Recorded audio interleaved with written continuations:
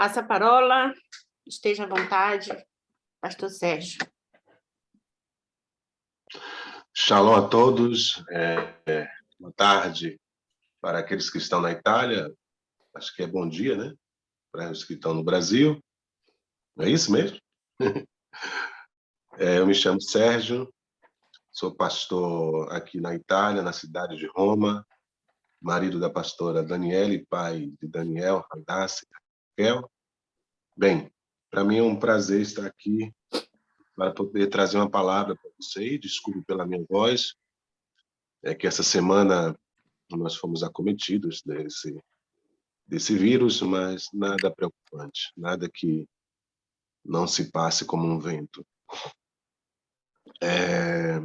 E Deus colocou no meu coração, eu quero saber se vocês estão ouvindo bem a minha voz, está tudo certinho? Qualquer coisa eu te falo, pastor, tá ok. Então, Deus colocou no meu coração hoje dar um pequeno estudo, né? Eu sou já pastor há mais de 21 anos e estou na Itália há quase 7 anos. E Deus me deu a graça de fundar um ministério aqui na cidade de Roma. E Rita é uma das nossas primeiras discípulas lá no ministério. Temos aí também a Carlinha, que está ouvindo. Eu estou aqui tomando um chazinho que a pastora fez, na canequinha que ela me deu, né? Enfim, eu queria passar para vocês algo nesta live que é de extrema importância para toda a igreja. Na realidade, esse ensino, esse pouco do ensino que eu vou passar hoje para vocês, é um ensino que deveria ser passado de forma constante e nunca ter sido esquecido, né? O título dessa ministração é Governo e Ordem, a expressão de poder na igreja. Governo e ordem, a expressão de poder na igreja. Eu queria que vocês abrissem Oséias, capítulo 4, versículo 6. Todos ouvem muito essa palavra, em todas as igrejas sempre fala, irmãos também, muitos irmãos falam, mas eu queria trazer o cerne desse versículo, né, que diz assim: o meu povo foi destruído porque lhe faltou conhecimento, porque tu rejeitastes o conhecimento, também eu te rejeitarei, para que não sejais sacerdote diante de mim. Visto que te esqueceste da lei de teu Deus, também eu me esquecerei de teus filhos. O que é que nós podemos entender aqui? Primeiro ponto, que essa exortação ela está centrada de modo específico para os sacerdotes e para os profetas. Eles não estavam ensinando ao povo de Israel a andar conforme a palavra de Deus. Então, por que o povo é destruído? Por que o povo de Deus às vezes é destruído? Porque não existe ou existe e não estão dando como se diz, a palavra que centre a igreja no propósito pelo qual ela foi feita, pelo qual ela foi criada, pelo qual ela foi chamada. O meu povo é destruído porque lhe falta conhecimento, mas poderíamos dizer também: o meu povo é destruído porque se lhe faltam sacerdotes e profetas verdadeiros e sacerdotes e profetas que se comprometam em levar de fato a palavra. A questão é que para que essa palavra seja levada, seja tocada, seja enxertada, seja penetrada no coração da igreja, é necessário que exista aqueles que foram de fato chamados pelo Senhor. Então eu queria que vocês abrissem Efésios, capítulo 4, versículo 4 a 11 a 16.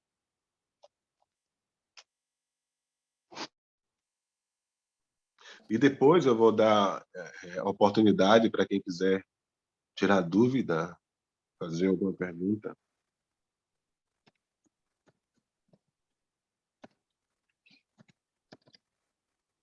Versículo 9, a partir do versículo 9. Ora, isto ele subiu, que é, senão que também antes tinha descido às partes mais baixas da terra, aquele que desceu é também o mesmo que subiu acima de todos os céus para cumprir todas as coisas. E ele mesmo deu uns para apóstolos, e outros para profetas, e outros para evangelistas, e outros para pastores e doutores, querendo o aperfeiçoamento dos santos, para que a obra do ministério para a edificação do corpo de Cristo, até que todos cheguemos à unidade da fé e ao conhecimento do Filho de Deus, a varão perfeito, à medida da estatura completa de Cristo, para que não sejais mais meninos e constantes, levados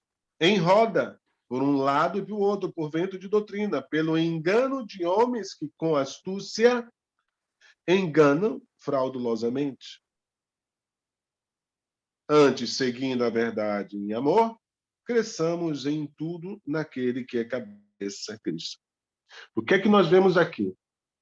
A revelação central é de que quando Jesus morre, ele morre a morte de todos, para que todos vivam a vida de um.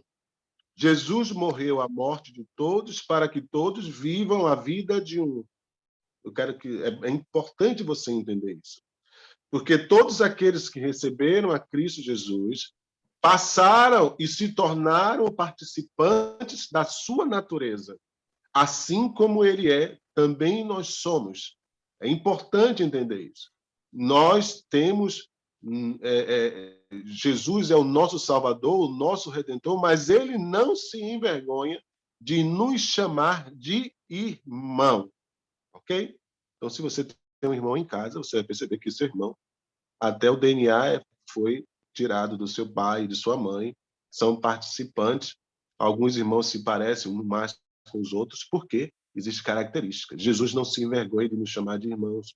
E nós precisamos entender a profundidade do que é isso.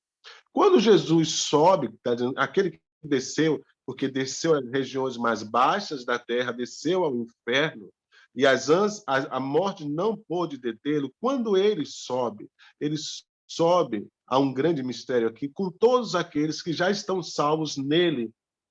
Mas não somente nisso. Aqueles que estão salvos nele próprio ele escolheu, ele concedeu para ministério na igreja. Alguns, a palavra diz aqui bem claro, e ele mesmo deu uns. Quando a palavra diz uns, amada, nós precisamos prestar muita atenção nisso. Quando Deus diz uns, ele está limitando.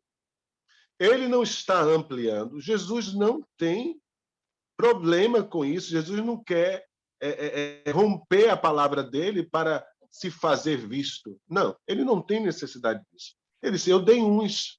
Por que Deus deu uns? Para que haja governo. Ok?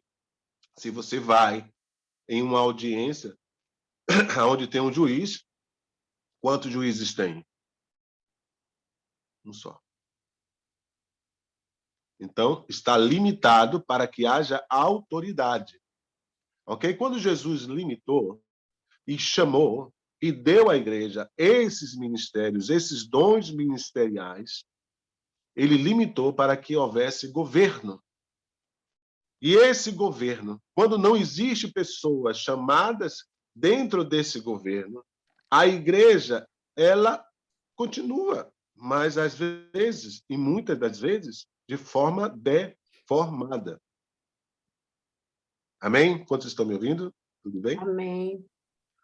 Então, uma das coisas principais para o entendimento da igreja do Senhor Jesus é esse entendimento do que é esses 5 ministérios. Primeiro, é Deus que dá. Ninguém pode se escolher para fazer isso, ok? É Deus que chama. Porque o Deus que chama, ele habilita aquela pessoa para esse ofício pelo qual Deus chamou. Isso não quer dizer a respeito se você estudou mais, estudou menos, estudou A, estudou B. Não, isso se chama graça, ok? Graça. Essa graça é investida sobre essa pessoa, que essa pessoa passa a liberar para a igreja, ok? O aperfeiçoamento. Porque você vai observar que Paulo diz assim, com vista, Deus viu, com vista ao aperfeiçoamento dos santos, até que todos cheguem à unidade da fé. Você vê no nosso meio as pessoas compartilharem da mesma fé? Tem muita divisão no nosso meio. Tem muita... um fala azul, outro fala preto. Um fala verde, outro fala amarelo. Sim, mas é o mesmo Espírito. Por que não temos uma visão? Porque, às vezes, a nossa vida é moldada segundo a doutrina que foi inserida naquele local, naquela igreja. Não quero dizer que eu estou sendo aqui perfeito no que eu estou dizendo. Eu estou tentando ministrar a palavra e mostrar para vocês que quando Deus chama chamou e ainda chama até hoje os 5 ministérios, apostólico, profético, evangelístico, pastor e mestre, ele chama para que haja governo. Ele chama para que a igreja seja aperfeiçoada. Ele chama para que todas as juntas e medulas que você vai ver no final desse texto, até que as juntas e medulas operem, cada um no seu grau de operação, para que chegue... Poder entrar? Amém? Não. Alô, quem está falando? A paz?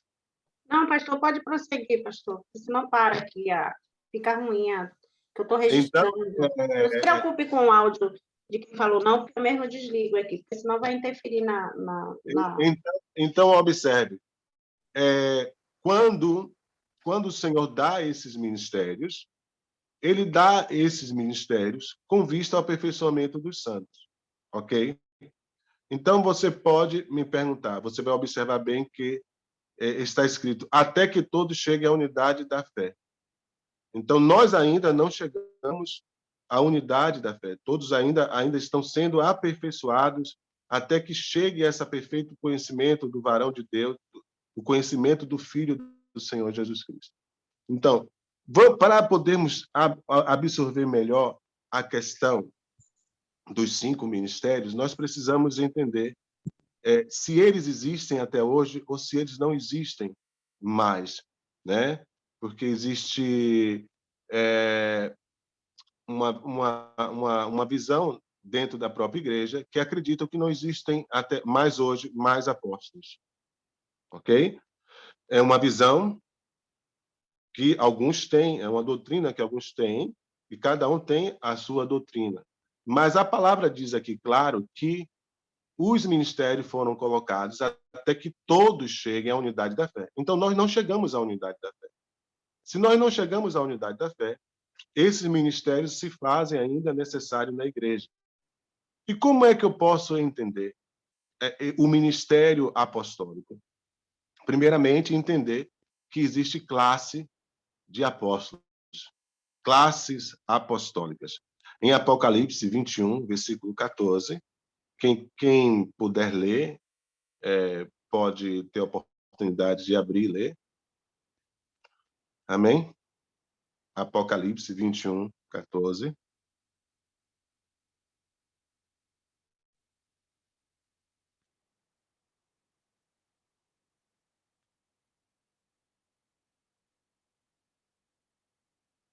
Você pode pedir, Rita, para alguém abrir e ler essa parte, se quiser. Acho que a irmã Luciana... O pessoal está escutando, pastor. Ela vai ler. A irmã Luciana. A irmã Luciana vai ler. E o muro da cidade tinha 12 fundamentos, e neles o nome dos 12 apóstolos do Cordeiro. Ok? Então, vemos aí Obrigada. uma distinção entre apóstolos.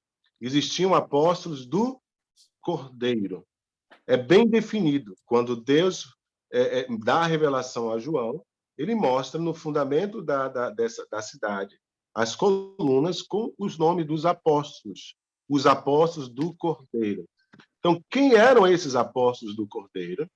Foi a primeira safra e única safra que não pode ser mudada de modo nenhum. Não existe substituto para essa classe apostólica. É por isso que muitas pessoas dizem, quando morreram os apóstolos, morreram juntos o ministério apostólico, mas não foi. Existiu a classe apostólica, apóstolos do Cordeiro, que foram aqueles que viram Jesus, presenciaram a vida dele desde quando ele foi batizado por João Batista até o momento que ele foi recebido em cima no céu. Essa é a primeira classe.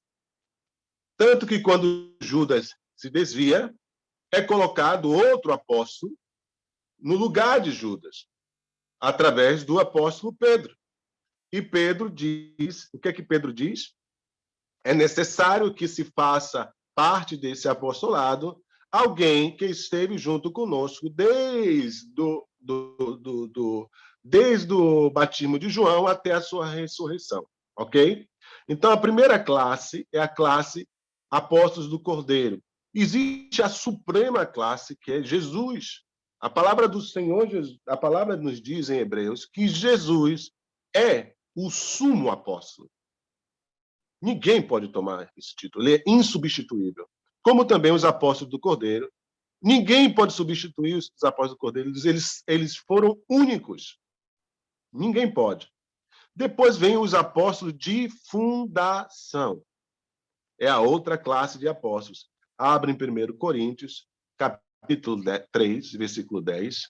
1 Coríntios, capítulo 3, versículo 10.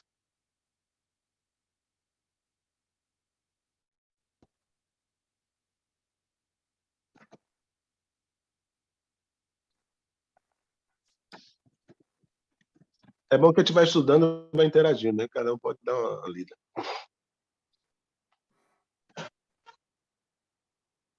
É porque a maioria está com a tela fechada, pastor. Só tem o senhor e a Luciana com a tela aberta. Quem está com a tela fechada é porque não pode participar, só que está ouvindo. Ok. É bom interagir, isso é muito importante, né? Porque às vezes pode tirar até dúvida. Vai, Luciana, né? Sim.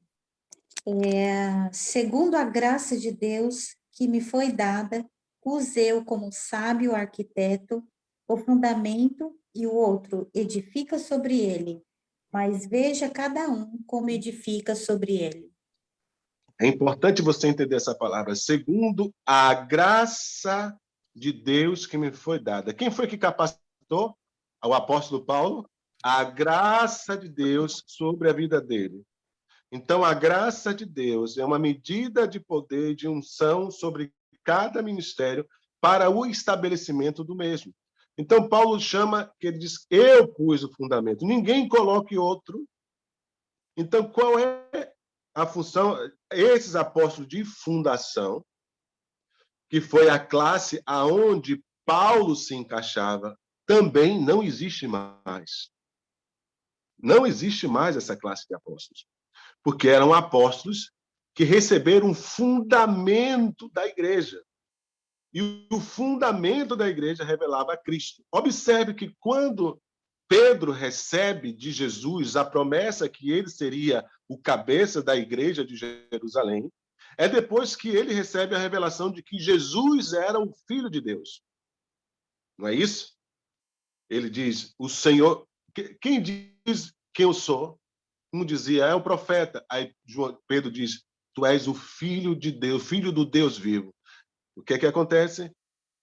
Jesus disse, não foste carne nem sangue que te revelaste, mas o meu Pai que está nos céus. E por causa disso, é através disso, é nessa revelação, eu sou o fundamento da igreja. Então, Pedro recebe a promessa de ser o pai da igreja em Jerusalém. Ele inicia a igreja em Jerusalém, ok? Mas a função apostólica é justamente essa, revelar esse fundamento, no qual tem essa classe de apóstolos que tinha e não existe mais apóstolos de fundação. Ok? Então, se aparecer alguma pessoa hoje dizendo que é apóstolo, está colocando alguma fundação, algo novo, ele não é apóstolo. Ele é um falso apóstolo. Os apóstolos que Deus chama pela graça e misericórdia nesses últimos tempos, eles revelam o que já foi feito. Ok? A obra foi completa. Então, a função dele é revelar o que já foi feito. Ele revela o fundamento para que as pessoas se amadureçam, para que as pessoas se encaixem nesse fundamento, para que as pessoas cresçam nessa pedra angular, para que as pessoas cresçam na rocha que é Jesus Cristo. Quando isso acontece, nós começamos agora a uma igreja sendo estabelecida segundo o poder do Espírito Santo, segundo aquilo que é a vontade de Deus. Ok? A igreja não começou com pastores. A igreja começou com apóstolos. Por isso a igreja é chamada apostólica. Ok? Em 1 Coríntios 3:10, Efésios 2:20, abre aí, você vai ver, Efésios 2:20, diz assim, baseada no fundamento dos apóstolos e profetas. Por que apóstolos e profetas? Você vai observar que muitas das vezes, quando Paulo entrava de cidade em cidade, ele demonstrava pelas escrituras que o Cristo deveria padecer. Então, ele trazia das profecias das escrituras do Antigo Testamento, ele provava com eficácia que Jesus era o Cristo. Ok? Então, qual é a ótica apostólica? A ótica apostólica é revelar Cristo nas Escrituras e Cristo revelando as Escrituras. Vou repetir novamente. A ótica da apostólica é revelar Cristo por meio das Escrituras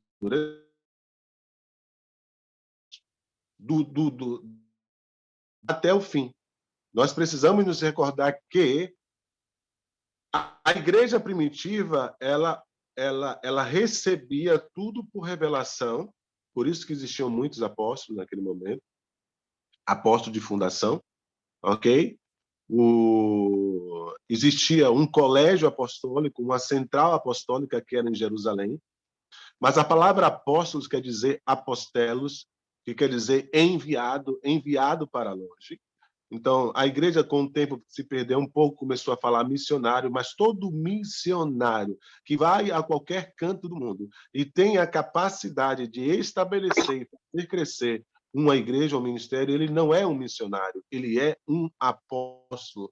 E é uma das obras mais desprezadas que existe, é a obra apostólica. Por isso, Paulo dizia, enriquecendo a muitos, sendo pobre, enriquecendo a muitos. Porque se você observar, os mais desprezados são os missionários que vão para outros países. E não deveria ser assim. São os apóstolos que estão indo para outras nações, são os apóstolos que estão indo para outros estados, são os apóstolos que estão indo para lugares de dificuldade, são os apóstolos que estão indo para lugares perigosos. A igreja coloca a palavra missionário, porque perdeu um pouco o entendimento, glória a Deus por isso, que ainda continua enviando. Mas os apóstolos, ele tem essa graça e esse poder de gerar na igreja solidez de fundamento. Solidez de fundamento. Então, essa é a função apostólica hoje, revelar o que já foi posto. Ok? Vamos falar agora um pouco do ministério profético, e você vai observar que um apóstolo, ele consegue tocar em todos os outros ministérios. Ele consegue ser um pouco pastor, ele consegue ser um pouco evangelista, ele consegue ser um pouco mestre, ele consegue ser um pouco profeta, ok? Por quê? Porque eles são colocados para estabelecimento, para crescimento. Mas a partir do momento que, pela graça, Deus vai colocando, vai fazendo a igreja crescer, aqueles que vão chegando vão entrando e se encaixando, e agora ele não faz mais aquilo. Ele se retira daquilo. Ok? Apóstolos que são presos a quatro paredes não são apóstolos. Apóstolos que não revelam a grandeza de Cristo não são apóstolos. Agora, mas todo apóstolo é profeta, porque todo apóstolo consegue ver, mas nem todo profeta é apóstolo. Vou repetir. Todo apóstolo é profeta, mas nem todo profeta é apóstolo. Ok? Existem profetas a nível local, nível nacional e a nível mundial. Mas vamos aqui ter um entendimento melhor sobre a questão profética, né? Alguém leu Efésios 2:20? Alguém leu Efésios 2:20? Não, né? Não, Eu acho que está escrito sobre fundamentos, apóstolos e profetas. não. Você só citou. Pode Mas ler? vai. Edificados sobre o fundamento dos apóstolos e dos profetas, de que Jesus Cristo é o principal pedra da esquina. Obrigada. Qual é o fundamento apostólico e profético? Revelar Cristo. É uma igreja que se revela em Cristo e que Cristo se revela nela. Amém? A revelação apostólica e profética vai fazer cada vez mais eu e você parecido com o nosso Senhor.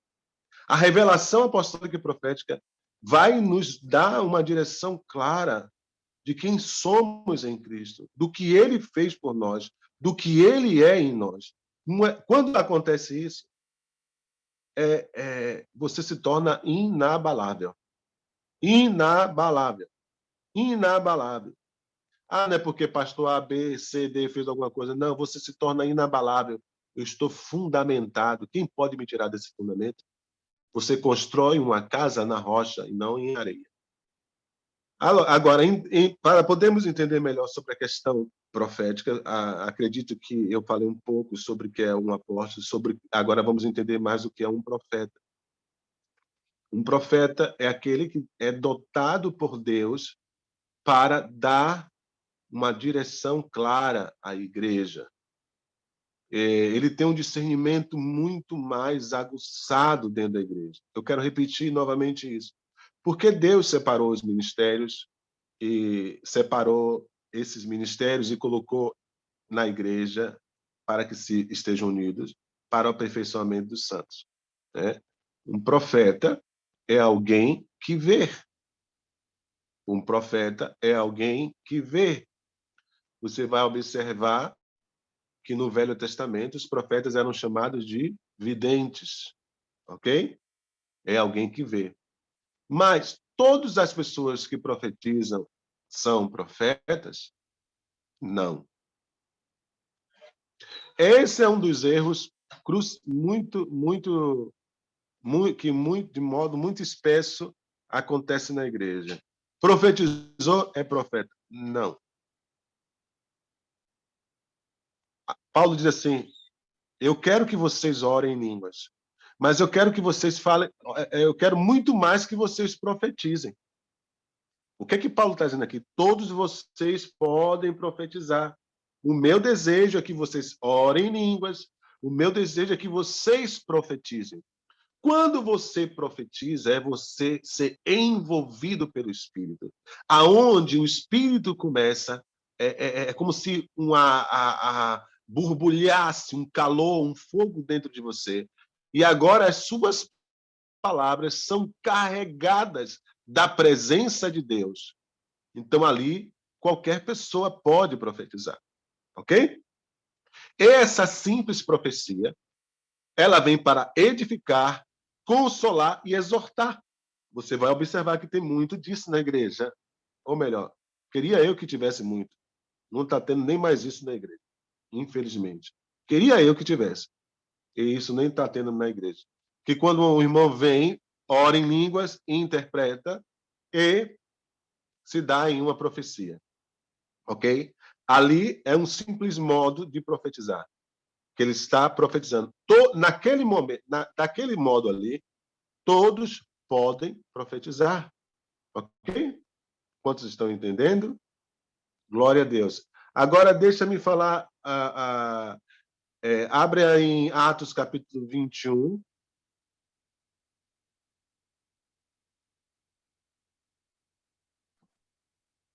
versículo 9.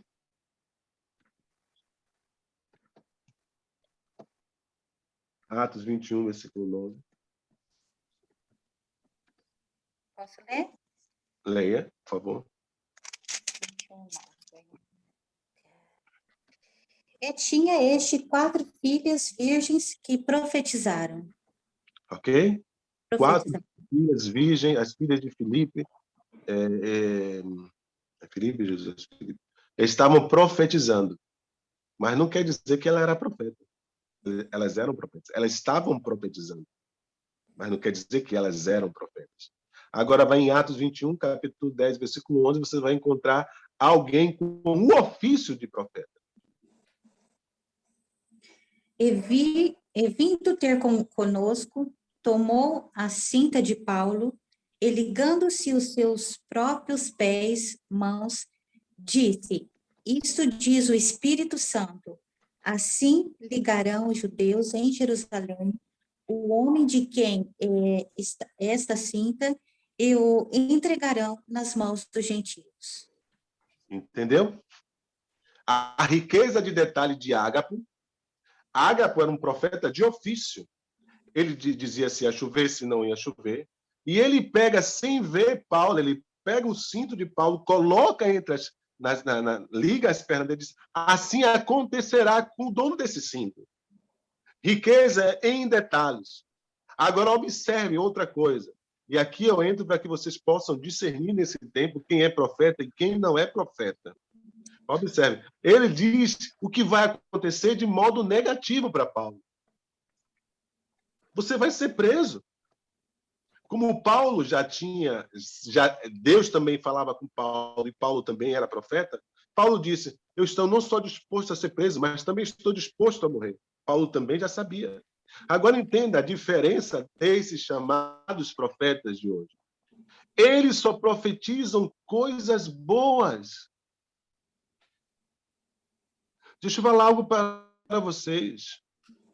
Eu não sei quantas pessoas estão me ouvindo, eu não sei para quantas pessoas vão chegar, mas muitas dessas pessoas que estão se mostrando em redes sociais como profetas estão investidos de espíritos familiares. O que é um espírito familiar? A pessoa entra num culto, a pessoa é acompanhada de um espírito familiar. Aquele espírito familiar vai no ouvido desse falso profeta e sopra o que acontece na vida daquela pessoa. E as pessoas pensam que porque ele falou a verdade, ele é de Deus. Observe, a mulher que tinha o espírito de adivinhação, por que você acha que ela dava lucro aos seus donos? Porque ela também falava coisa certa, gente. Nós precisamos ter esse discernimento. O profeta Ágapo, de ofício, ele diz em detalhes algo de modo negativo. O profeta verdadeiro, ele vai dizer algo para a pessoa e vai dizer também o que está de errado na vida da pessoa. Mas eu vejo esses pseudos profetas arrodeados de espíritos familiares. Aqui que eu quero que vocês entendam. Um termo muito usado pelo profeta é eu vejo, ok? E esse eu vejo não quer dizer só que ele teve a visão, é uma expressão do espírito do profeta, eu vejo. E as pessoas não estão observando qual é o espírito. A pessoa pode estar falando a coisa certa pelo espírito errado. A pessoa pode estar falando a coisa certa pelo espírito errado. Então, muitos do que está acontecendo são espíritos familiares e se torna, às vezes, uma macumba gospel. Nós precisamos ter esse discernimento. Então, essas pessoas que não foram chamadas, vai deturpando, vai deformando a igreja. E a igreja deixa de crescer sólida, expressando o Cristo vivo. Então, o profeta é aquele que não somente profetiza, mas ele tem como ofício um chamado. Todos podem profetizar? mas nem todos podem ser profetas. O profeta, ele tem, em detalhes, determinados dons opera na vida do profeta. O dom da palavra de conhecimento, que é saber a respeito do passado e do presente. O dom da palavra da ciência, que é referente ao futuro. Como, não é a palavra de conhecimento, eu tive um conhecimento, não. É um fragmento do conhecimento do Eterno que desce sobre o espírito do profeta, e o profeta sabe de forma sobrenatural o que aconteceu, o que está acontecendo com aquela pessoa. A palavra de ciência é um fragmento da mente de Deus que vem sobre o espírito do profeta, e ele sabe de modo sobrenatural o futuro daquela pessoa. O que vai acontecer, o que está esperando. E ele também tem o dom de discernimento de espíritos, que é ver, ouvir, enxergar na dimensão dos espíritos. Então, outra coisa, quem vê anjo, vê demônio. Quem vê demônio, vê anjo. Uma pessoa que só vê anjo, tem alguma coisa errada. Uma pessoa que só vê demônio, tem uma coisa errada. Então, nós precisamos ter essa riqueza de discernimento, ok? Essa semana uma pessoa me mandou uma mensagem, nem esperava no Instagram, depois que eu fiz uma live. Era, pastor, o senhor se lembra de mim, tal ano assim, o senhor me falou comigo e falou sobre um ministério assim, assim, assim. Ninguém nunca tinha falado comigo daquele jeito. E hoje, depois de 4 anos, mais ou menos, está acontecendo. Eu estou hoje como pastor na cidade tal. Você me pergunta se eu me lembro? Eu não me lembro. Eu só fiz, mas ele reconheceu o que foi que aconteceu. Irmão. Amém? Outra coisa, o profeta não chama atenção para si, chama atenção para Deus. Amém? Sempre a glória de Deus, sempre a glória de Jesus. Não chama para si, leva para Deus. Aleluia? Então, esse é o ministério. Tem o ministério apostólico, esse profético, e o evangelístico. O evangelístico é como um fluir de rio, fluir de águas. Aonde tem evangelista, tem salvação. E o ministério pastoral precisa entender o ministério evangelístico, é que ele precisa estar em movimento. Deixe o evangelista livre. Deixe ele fluir. É o ministério dele. Mas, às vezes, até o evangelista não entende a importância do ministério dele, evangelista. Observe. Porque o evangelista quer ser pastor, porque ele acha que pastor tem um título que é importante. E a igreja, quando não sabe, não reconhece um verdadeiro evangelista, a importância do evangelista, ela despreza o evangelista. Não, o evangelista é importantíssimo na igreja. Porque o evangelista, ele tem a palavra elementar de salvação. Pode botar o evangelista para pregar ou na rua ou dentro da igreja. No final das contas, vai ter gente salvando. Vai ter gente salva. Porque ele dá o pão com mel. Os pecadores, eles conseguem absorver de uma maneira muito, muito clara a mensagem do evangelista. Porém, o evangelista, ele precisa se consagrar porque tem uma graça especial na vida do evangelista que o envolve na área de milagres. Na área de milagres. E a falta desse entendimento bloqueia esse dom. Por quê? Observe, vou te mostrar por quê. Deus odeia divisão. Agora observe. O ministério do evangelista, ele tem como base muito forte milagres. Mas se o evangelista não foi doutrinado, não foi aperfeiçoado, no dia que acontecer a unção de milagres acompanhar ele, ele divide a igreja. Porque ele diz, eu sou maior que o pastor. Eu estou pregando, está tendo milagre, o pastor não está tendo nada. Gente, me acompanhe. Divide a igreja. Deu para entender? Então, o evangelista centrado corretamente na doutrina, Deus vai usar ele em milagres poderosos para atrair vidas para o altar do Senhor Jesus. E o pastor, todo mundo sabe, em 1 Timóteo, capítulo 3, vai lá qualificar a questão do pastor. Marido de uma só mulher, apto para ensinar. Todo pastor é apto para ensinar. Por quê? Pastor representa família. Pastor representa alguém da igreja local. Ok? Igreja local precisa de pastor. Esse pastor precisa aconselhar a família, precisa aconselhar jovens, precisa aconselhar homens. Ok? Não é correto que um pastor esteja aconselhando mulheres sem a presença da sua adjuntora. Não é correto. Ok? Ele é apto para ensinar. Todo pastor, ele é mestre, mas nem todo mestre é pastor. Ok? Como eu falei, todo apóstolo é profeta, mas nem todo profeta é apóstolo. E todo pastor é mestre, mas nem todo mestre é pastor. Todo pastor ele vai ter a graça para poder ensinar e levar o entendimento, como diz a irmã Rita, o pão fresquinho da padaria celestial. Então, tem que ter pão. A igreja tem que ter pão. O pastor funciona como uma mãe, amigos. É um ministério como mãe. Ok? Quem é que passa mais a mão pela cabeça dos filhos? A mãe ou o pai? A mãe. Então, o pastor é a mãe, quer abraçar os filhos. É natural que qualquer pastor tenha ciúme de suas ovelhas. Pastor não quer que suas ovelhas vá para lugar nenhum, não. Não quer que seja... Isso não é carnalidade, não. É natural do pastor. Ele quer cuidar do seu rebanho. Deus deu a ele a graça para cuidar do rebanho. Deus deu a ele a graça para ouvir. Pastor que não sabe ouvir, esqueça, você nunca foi pastor. Pastor tem que sentar e ouvir, ok? Então, muitas das vezes, eu tive que amortecer o meu ministério profético para que as ovelhas não se decepcionassem com o pastor. Não sei como...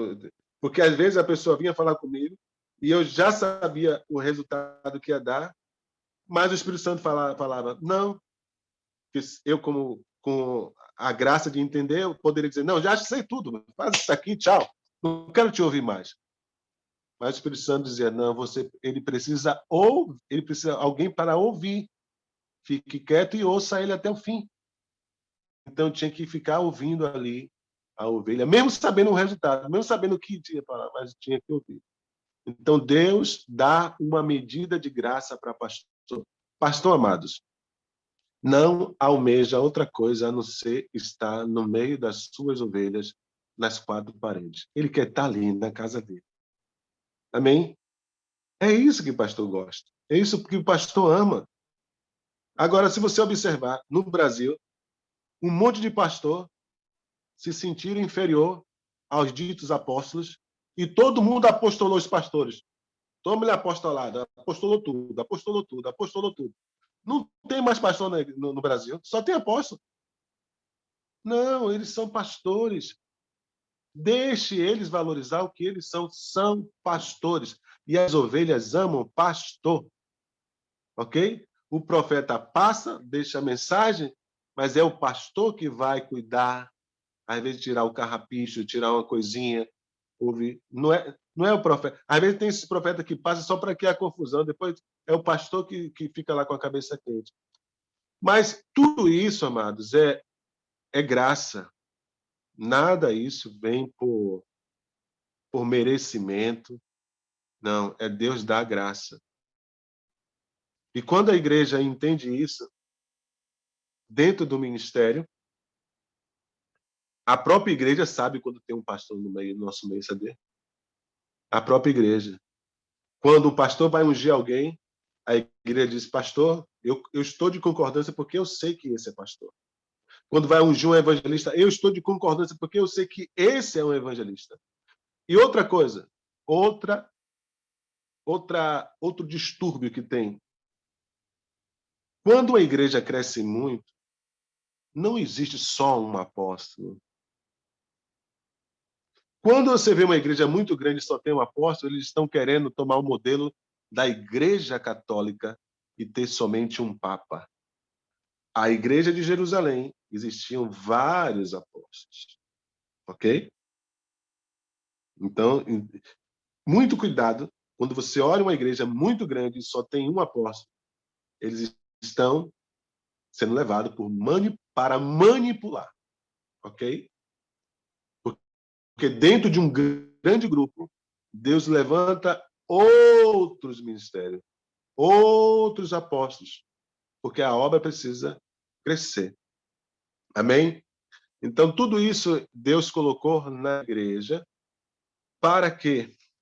Para que os santos sejam aperfeiçoados, para que os santos sejam usados. E outra, todos devem ser usados na igreja. Todos.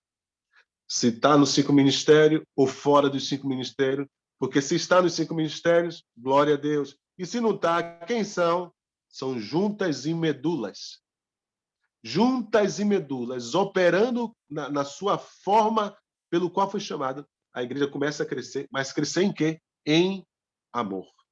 Em amor. Tem gente que tem um dom abençoado de cozinhar. Ela cozinha bem na igreja. Faz com carinho, com amor. Às vezes a irmã está sendo usada pelo Espírito Santo para fazer aquilo. Às vezes é a administração. A minha esposa apareceu aqui e falou que está faltando o mestre. Eu não falei do mestre, né? Falei do apóstolo, profeta, evangelista, pastor, tá vendo? A mulher está ligada aqui. E o mestre? Quem é o mestre, pastor? O mestre você se identifica rapidinho. O mestre é aquele que, quando você fala, ele está anotando. Quando você fala de livros, ele investe nos livros, ele quer ler, ele tem uma sede de ler muito grande. E quando ele vai ensinar a igreja entende e ama ouvir o mestre. Amém? Esse mestre não é entendimento teológico. Quero que vocês entendam bem. É entendimento espiritual. E o teológico chega para enriquecer. Se eu botar um mestre diante de você que fez teologia e não é mestre, e botar um mestre diante de você que não fez teologia, mas é mestre, você vê a diferença. Deu para entender? Porque a graça de Deus habilitou aquela pessoa para ser mestre, mesmo ele sem fazer teologia. E aquele que fez teologia, ele está com conhecimento, mas não recebeu a graça. Mas quando você tem a graça e também vai ter o conhecimento, isso vai enriquecer a sua mensagem, vai enriquecer o entendimento da pessoa. Amém? Eu tinha um discípulo que ele era o mestre. E interessante que quando ele se converteu, as pessoas olhavam para ele e não davam nada por ele. Porque ele era muito pacato. Você dizia assim, não vai sair nada desse vaso aí. Esse vaso não tem nada para me dar. Mas quando ele começava a ensinar, a igreja se atacava, como eu não sei, prestava muito atenção e recebia dele tudo que ele falava. Agora, você me pergunta, esse irmão, ele pegava quase 50% do salário dele e investia nos livros para poder ler, se alimentar, mas livros que traziam revelação e entendimento do corpo de Cristo, amados. Amém? Porque seja profeta, seja evangelista, seja pastor, seja mestre, todos eles vão levar você à centralidade da igreja, que é Cristo. Cristo é Cristo. Não tem nada mais. Cristo aperfeiçoou a igreja nele próprio. Toda a revelação é para ele, e nele, e tudo nele. Amém? Alguém quer fazer alguma pergunta? Aproveitar alguns minutinhos. Pode fazer, Rita? O senhor encerrou a ministração? Aproveitar. Já falei do apóstolo. Ok. Alguém quer fazer alguma pergunta? Quiser fazer. A irmã Jandira, a missionária Jandira fez uma pergunta. Cadê a missionária? Oh, saiu? Ela saiu. Alguém mais quer fazer alguma pergunta? O pastor Josenberg? Uma pergunta, eu queria incrementar e estou amando essa aula aqui. Não era uma pergunta, não. Eu queria fazer uma troca de experiência. Amém. Mas pode ser depois da gravação. Ok. Então, eu vou fazer o seguinte, eu vou encerrar aqui a gravação, para não ficar muito extenso. E, espera um pouquinho, pastor. Glória ao Pai, glória ao Filho e glória ao Espírito Santo, né? A palavra do Senhor diz que nós devemos crescer na graça e no conhecimento da palavra, né? E aqui o pastor estava falando dos profetas. 2 Timóteo 3, 1 e 2. Sabe, porém, isto que nos últimos dias sobrevirão tempos trabalhosos, porque haverá homens amantes de si mesmos, avarentos, presunçosos, soberbos, blasfemos, desobedientes, pais e mães ingratos, profanos. Surgirão muitos falsos, Mateus 24, 11, muitos falsos profetas enganarão a muitos, né?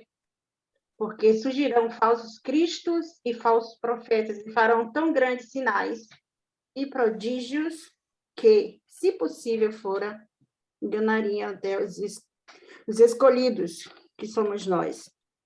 No momento que o pastor falou, né? Está ali falando, às vezes a gente pensa que é verdade, que ele está falando, com o michão dele no ouvido, mas a gente tem que ter o discernimento, né?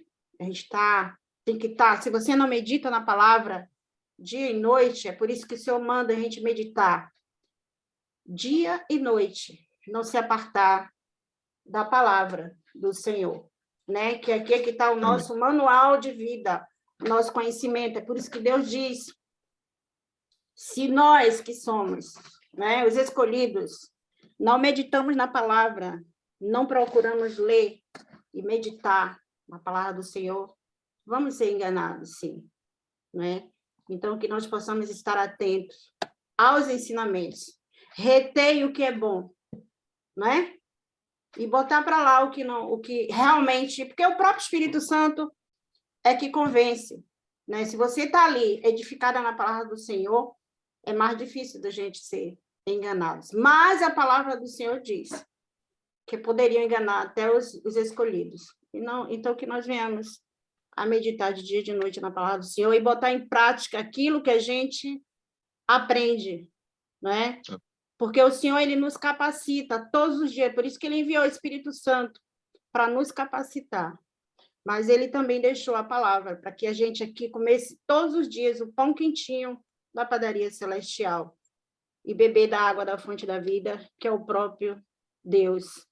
Então, ele nos deu o manual de vida, que é a palavra dele. Eu glorifico o nome do Senhor na minha vida hoje, né? Se eu já gostava de ler, se eu já meditava, se eu buscava, eu estou me intensificando mais, porque Amém. Todos nós podemos fazer o ID do Senhor Jesus Cristo, mas nós precisamos estar edificados na palavra, é a palavra que nos dá esse poder, que vem do alto, né? E Jesus, ele nos deu poder e autoridade. Amém? Eu vou pedir